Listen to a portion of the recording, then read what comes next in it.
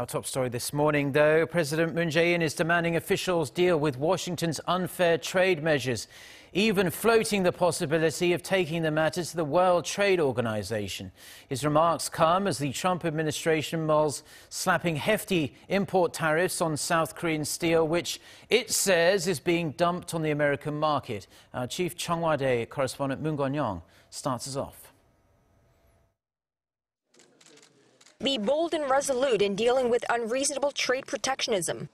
That's South Korean President Moon Jae-in in response to the U.S.'s plans to slap up to 50% import tariffs on washers and solar panels, and the Commerce Department's latest recommendation to President Trump to impose steep curbs on all steel imports from a number of countries. On that list, South Korea.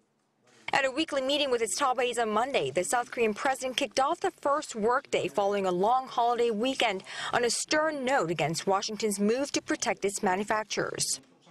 불합리한 보호무역조치에 대해서는 WTO 제소와 한미FTA 위반 여부 검토 등 당당하고 결연히 대응해 나가고 한미FTA 개정 협상을 통해서도 부당함을 적극 주장하기 바랍니다. This is the strongest word yet from the South Korean president on the U.S.'s stepped-up efforts to protect its industries, and it came with a prescription seeking a fundamental solution to the nation's export structure. 또한 우리 기업의 수출 경쟁력을 높일 수 있도록 혁신 성장을 더욱 속도감 있게 추진하는 한편 신북방 정책과 신남방 정책의 적극적인 추진을 통해 수출을 다변화하는 기회로 삼아 나가야 할 것입니다.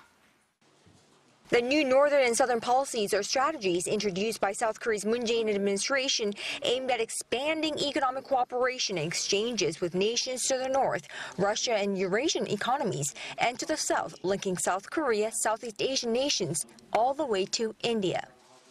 The South Korean president's unusually tough orders regarding Washington's growing appetite for trade protectionism is noteworthy, as the country in question is a U.S., an ally key now more than ever, considering the change in dynamics involving North Korea.